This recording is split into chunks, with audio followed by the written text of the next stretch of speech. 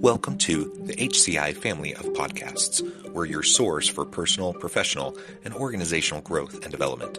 We share our own original research, explore industry trends, and interview executives and thought leaders from across the globe. Join us for practitioner-oriented content around all things leadership, HR, talent management, organizational development, and change management.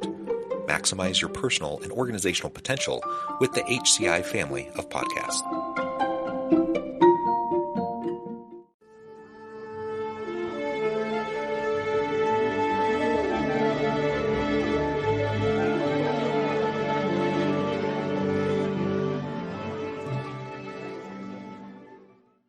Elissa Sangster, welcome to the conversation today. Thank you, John. Glad to be here. It's a pleasure to be with you. You're joining us from Texas. I'm south of Salt Lake City in Utah. And today we're going to be talking about the issues affecting women's abilities to seek, prepare for, and attain business leadership positions. Now, obviously, there's a lot to unpack there. We only have a little under a half hour to explore this, so we're only going to scratch the surface. But there are some really important issues that we can highlight, and we really encourage the audience to carefully think about this, whether you're a female looking to advocate for yourself or others, whether you're a male trying to be an ally. I think all of us need to do a better job of better understanding how we can support women to give them an opportunity to have the types of leadership roles that they deserve and that they're going to be excellent at and excel in. As we get started, I wanted to share Elissa's bio with everybody. Elissa Sangster serves as CEO of Forte and brings to the role extensive knowledge of issues affecting women's abilities to seek, prepare for, and attain business leadership positions, drawn from her prior experience as assistant dean and director of the MBA program at the McCombs School of Business at the University of Texas at Austin. There, she oversaw all activities related to the full-time McCombs MBA program, including marketing, admissions, student services, and alumni relations. Before McCombs, Elissa was assistant director of the MBA program at Texas A&M University's May School of Business. Elissa currently serves as treasurer and board member for the 30% Coalition. She is past chair of the Graduate Management Admission Council Annual Industry Conference and formerly served as the chair of the MBA Student Services Professionals. Elissa sits on the board of Forte as an ex officio member. She enjoys reading, running, cooking, and is a champion for women in business. I love everything about that. A pleasure to have you. Anything else you would like to highlight by way of your background or personal context before we dive on in? Sure. John, I have been doing this for 20 years, this particular role at Forte. So I was the first employee when we got this organization started. So it's interesting to hear the background. And then, of course, just the work that we've been doing over these last 20 years to see the arc of all that's been achieved. So anyway, thanks for sharing that. Excited to continue our conversation. Very good. Very good. All right. So why don't we start just by framing up really what you think are some of those core issues? I have some other questions we're going to explore, but if you were to highlight, say, 3+ core issues that you think are the most impactful, the biggest roadblocks, what creates that glass ceiling, or other challenges? The glass ceiling would be a little easier to push through. But I think that what originally, when we started this organization, what we saw was that women looked around and didn't really have a lot of role models of leaders who they wanted to emulate and who they aspired to be like. We also heard from them that when they thought about their career and their future, there wasn't really a lot of people that were saying, oh, business careers are amazing. And here's how you do that. And here's the steps to attaining business leadership roles. They were, concerned about also like the reputation of business. Like, what is it that I'm actually getting myself into? Am I going to be able to do something good and meaningful with this career path? And those things kind of were clouding people's understanding of what a business career looked like. And, it's easy to be a doctor or a lawyer. Those you have those in your head. They're on TV. You meet them in your daily life. Maybe attorneys, not so often, but doctors every day, And so what does that mean to be in business? What does it mean to be a consultant? What does it mean to be in finance? Those were a little bit more foggy for people and for women in particular. So again, as you start out on that journey, I think that was our first concern, was how to demystify and how to really open doors and help women connect with business as a career, as a potential education pathway, and then also into those leadership positions. Yeah, that demystification, very, very important, especially, I mean, we're well into the transition that we saw in our economy in terms of female participation in the labor force. We're decades into this, right? But we still see major gaps in terms of wage disparities, in terms of uh, women in leadership roles, either in C-suite or on boards of directors, et cetera. Right. So there's still a lot of gaps, despite women actually making up more than 50% of the labor force in many parts of the country and even other parts of the world. And I think here in Utah, the last I saw, I think it was something like 54% of the labor force in Utah is female. Right.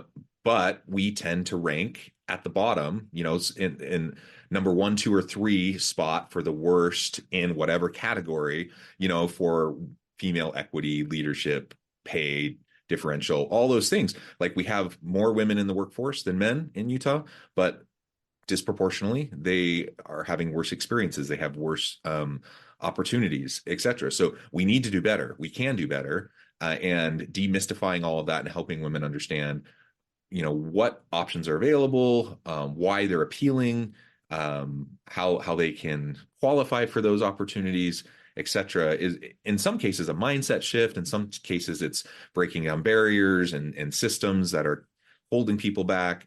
There's a variety of reasons, right? But Right. ultimately, that demystification, I think, is really going to help start with that initial mindset shift.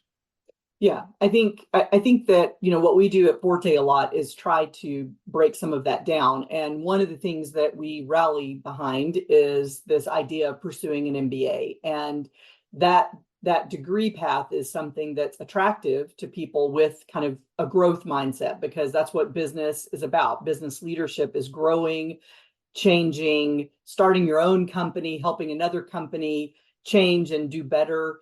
And I think that women going through that program, it also leaves you on the back end of the MBA with a feeling of confidence, a feeling that you can change things, that you're equipped and ready to go out and meet those challenges and make a difference in the world. And I think encouraging more women to get that MBA degree has been a part of our work over the last 20 years. And we've seen those numbers go. When we first started, about 25% of MBA enrollments were women. Now we're at 42%, and we're seeing many of our MBA programs. These are the top, MBA programs around the world. They're hitting 45%, 50%. That's Mm-hmm. that's a big milestone. We like to celebrate that. But to your point, it hasn't solved all the problems up the pike, which are C-suite, women on boards, senior leadership. We're seeing those improve. The numbers, Yeah. for the most part, the trajectory is positive, but there's still work that companies can do to make equitable work more attainable for everyone. Yeah, and maybe a piece of this, just to highlight, is the impact of the pandemic.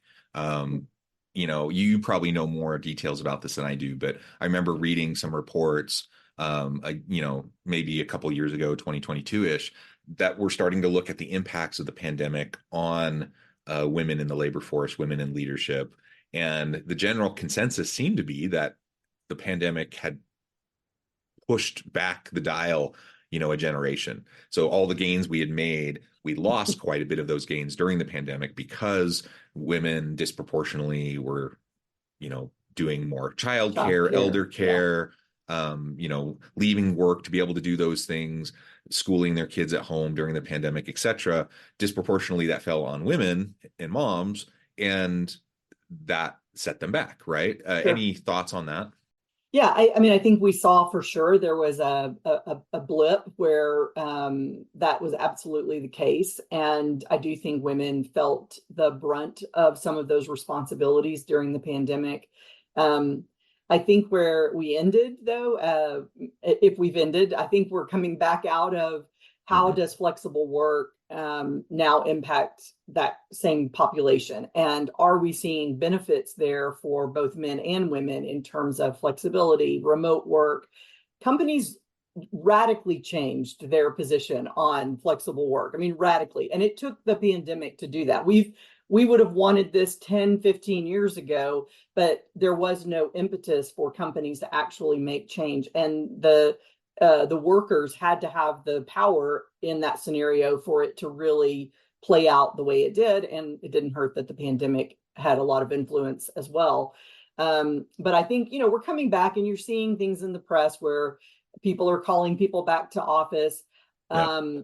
I guess before I go there, though, I will say, like in the pandemic, I do think that depending on how you break out the workforce, certain women were probably more impacted, especially if they had customer focused roles or customer facing roles, or they were in a service industry where they had to be somewhere physical.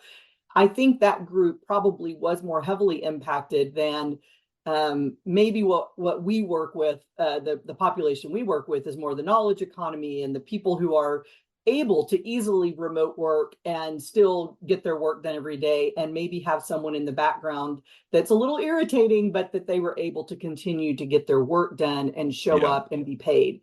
So there's kind of, depending on how you're looking at it, I think that's an important factor. And as we return to work, I think certain industries are going to push for that. I still think you're going to see more comfort with flexible work arrangements, no matter if it's a one-off or half your workforce is doing it. I think companies, that mindset shift at a company at the corporate level took place, and it's good for all workers, both men and women, I think.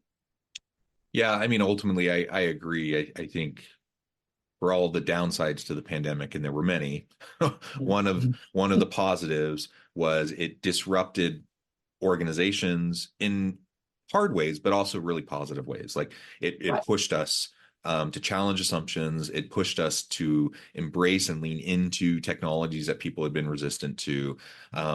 Work design evolved. Remote work, hybrid work, all those things evolved. So that's a really interesting way of thinking about the impact of the pandemic on women in the workforce. Because on the one hand, I saw lots of reports on how the pandemic set them back a generation. On the other hand, you're right. It catapulted us forward in terms of the adoption of technologies and the comfort level with remote work. And so at least for women in the knowledge economy, what I'm hearing you say is at least for women in the knowledge economy, that despite some setbacks, there's also some catapulting forward in providing more flexible opportunities that will ultimately benefit them more moving into the future. Is that kind of what I'm hearing? It is. And I think the other thing that is maybe the undercurrent is kind of like the move out to the country, or the people who left the cities for, more suburban areas or more rural areas. I think you also saw a lot of reflection and contemplation about, what is it I really want to achieve in life? And what do I want to hang my hat on in terms of success? What's important to me as a leader? And I think a lot of people took the pandemic as an opportunity to really explore something new and different and start their own business. They realized, this is just not what I'm really excited about doing. I want to do something I'm passionate about, something that really piques my interest, something that I can be in control of. Maybe the lack of control in the pandemic made them say, I'm looking for something that is going to be truly my mark left behind on this world. And I'm going to get started now because I've had this push of the whole world shifting and changing, and I'm going to make something out of that. And I think women heard that siren call, and I don't have a data point of 20% exited the workforce and now own their own business. But I just heard anecdotally a lot of stories along that line.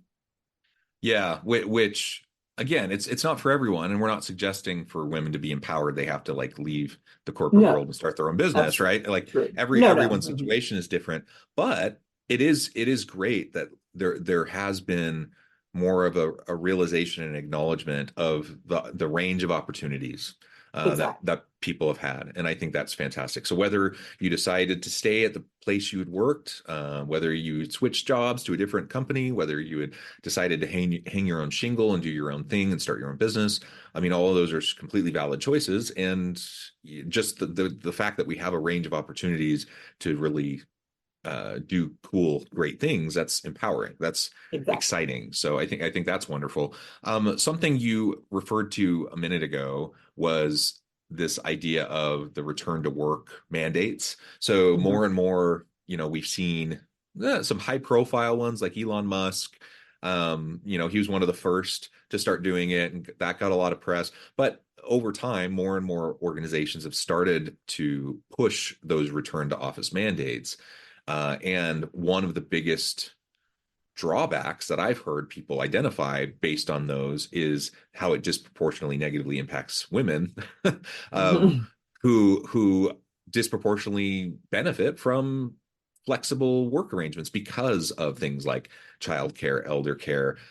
We know women tend to take on more home responsibilities generally in terms of cooking, cleaning, all those kind of gendered social norms from the past, even though society has changed a lot since like the 50s and 60s and the Leave It to Beaver world, True. like we know that disproportionately women still take on more of those tasks, right? In the average household.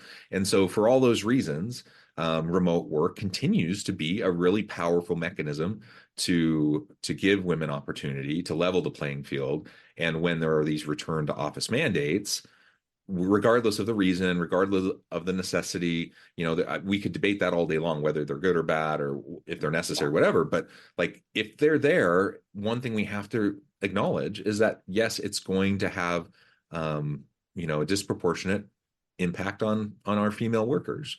And that's Right. something I think organizations and leaders need to wrestle with. So if they really think that a return to office mandate is necessary, um, be ready to articulate that. Be ready to explain what those reasons are.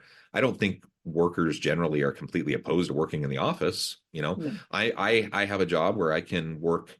I tend to be in the office every day, but I do have tons of flexibility and I can be remote. I can't. It's more. I end up being more hybrid by choice. But the reality is, we're just in a different age. People tasted the sweet fruit of flexibility and they don't want to give that up. Exactly. Well, I think there's, two things there. One, companies should be prepared for the conversations that return to work is going to require. And your high performers, I'm pretty sure you still want to keep those high performers, whether or not they ask for a little bit of flexibility in their work week. If they refuse to come into the office, that's a different story. But you want to think about how are you keeping those high performers and what level of flexibility, whether it's remote work or it's a couple of hours here and there, how are you going to structure that and how are you going to approve that? Because it's still going to be important. And I do believe the pandemic just prepared us for the generation that's coming in. You dated us by mentioning Leave It to Beaver, but there's a whole lot of people who have no idea what that is. And they're walking in and saying, I have to have flexibility, whether it's for parents or childcare. It might be because they want to go snowboarding next weekend, and Yeah. that's important to them, right? Yeah. Yeah. So we got to think, that's what I meant by we've hit a tipping point and we're now back into this, we are now into this flexible world, and it's still going to be a part of our everyday conversations for a long time coming. And you also mentioned work at home and allies. We introduced at the beginning of the call of this podcast, like, what is it that allies can do? And that's one of the things, is to really think about how is that responsibility structured in your home? How is it that your significant other takes on these roles, and what are you doing? And really having those very open, transparent conversations, because that will do more for changing the way we approach work and the pressures that are on each of us in our business life,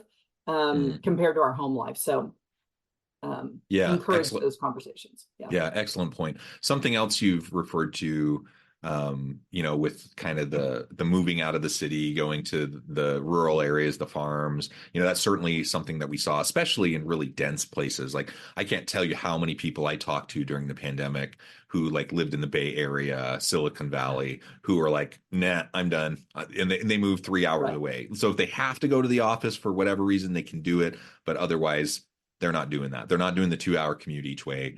They just opt out of that, right? Yeah. And we Yeah. we saw that happen all over the country. And sometimes it was just working remotely for the company that you're in, but a lot of times it was people choosing to pivot, choosing to shift and do something different, either a new company, starting their own business or whatever. Um, any additional thoughts on like how women can pivot effectively after, they're already in a career path and maybe now they're deciding I want to try to do something else. Maybe it's starting their own business, maybe it's shifting industries, maybe it's just taking on a new stretch role, something they don't really, hadn't ever thought about before, and all of a sudden the opportunity presents itself. Any thoughts on how anyone generally, but women in particular, can pivot effectively? Yeah, it's an interesting scenario, I guess, and a concern that you find yourselves in is just how to get unstuck, I guess, from whatever place you may find yourself in. And I think that there's a couple of things to maybe create fertile ground so that you don't find yourself stuck in a situation like that. And I think there's the investing in yourself. So making sure you're thinking about professional development and how can you be prepared for that pivot. So you're getting the skills and the mindset that you need in order to make those pivots more Mm. easily. I think So education. if I can Yeah, chime in, so what yeah, I'm hearing you say is, rather than waiting for maybe a new opportunity to come to you and then thinking, oh, I need to like go back to school, or I need to get a new certificate, or I need to, reskill, upskill in some way. right. What I'm hearing you say is it sounds more like we should be more proactive in, lifelong learners, reskilling, upskilling on a regular basis. We don't know, we can't see the future and we don't know what opportunities are going to come to us, but we can choose to proactively be seeking to upskill ourselves so that when new opportunities arise, like we're ready to embrace them. Is that kind of what you're Right. saying? Yeah, absolutely. I mean, just get the education, get the experience that you need, and make sure you're prepared for that pivot. I think that we hear women often say, they were working hard, they were doing a good job, they were coming in under budget on all their projects, they were making all of their goals and metrics. But then when they looked up and were thinking, oh, it's time to make a move, they had done nothing to really grease the Yeah. runway for what's that next opportunity. They hadn't reached out to three people on another team where they might want to work eventually. They hadn't listened to the headhunters who were calling them and saying, Mm. I've got 5 promotions for you. And what has your company done for you? They weren't asking for that next leadership role or plum assignment in order to get ahead. So there's just this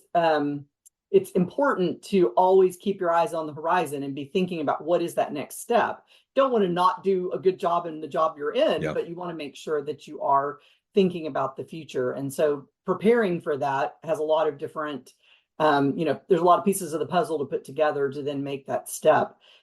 We of course encourage education, and we think, an MBA is like a big pivot. It's a lot of the full-time MBA programs.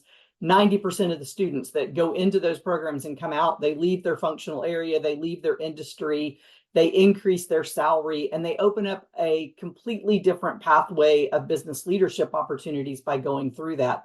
We, of course, don't think everybody wants to make that commitment and that choice, but it is one of the ways that you can easily pivot if you are feeling stuck wherever you are post undergrad. 3 to 5 years you've been working, you're trying to think about that next step. So that's kind of your early career pivot opportunity.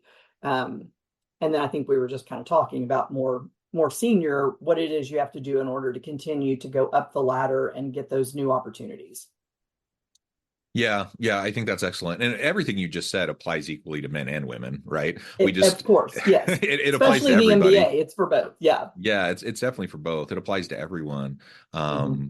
But for sure, like if if you're a woman listening to this and you're thinking, how can I get ahead? The mindset of my work will speak for itself. I'm just going to work hard, put my head down, work hard, do great. I will get recognized for the good work that I do, and I'm going to get promoted.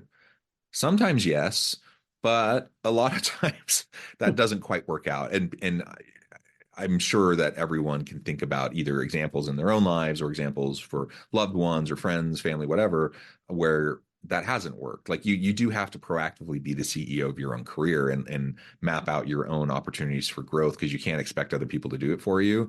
Right. Also, we know that, again, disproportionately leadership roles, senior leadership roles have gone to men. Board roles have gone to men.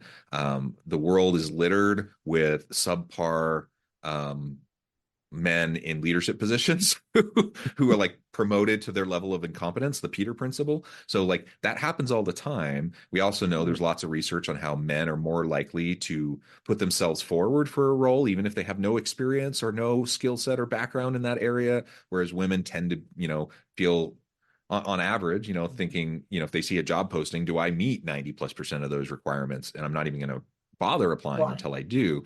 So Right. those kinds of differences mean that this kind of conversation is extra important for females, and it's important for men to recognize this, so that when you're in roles of authority, of power, and influence, that you can use your privilege to support the equity that I Right. think we all want ultimately, yet doesn't often happen because of the systems that are in place within our organizations.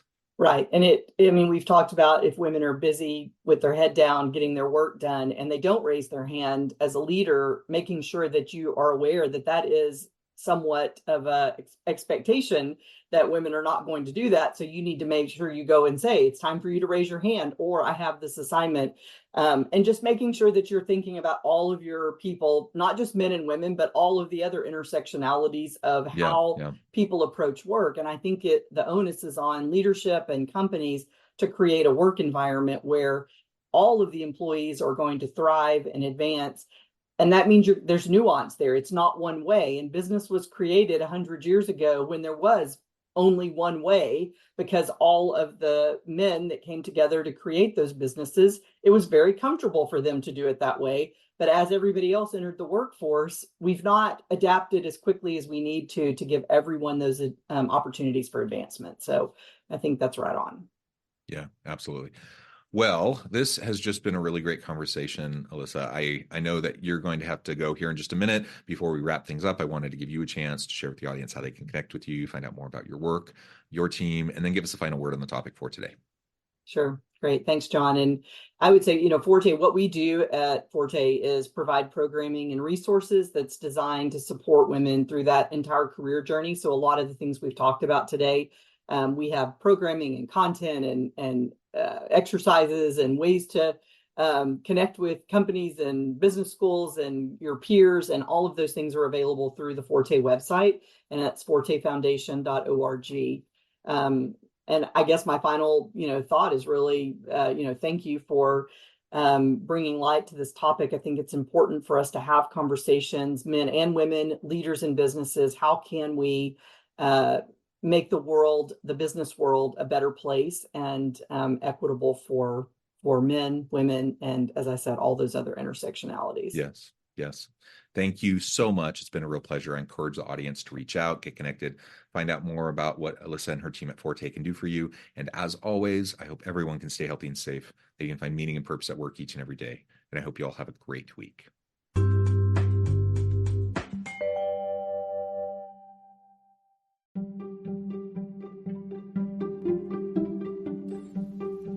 Thanks for joining us for this episode of the podcast. We hope you stay healthy and safe, and please join us again soon.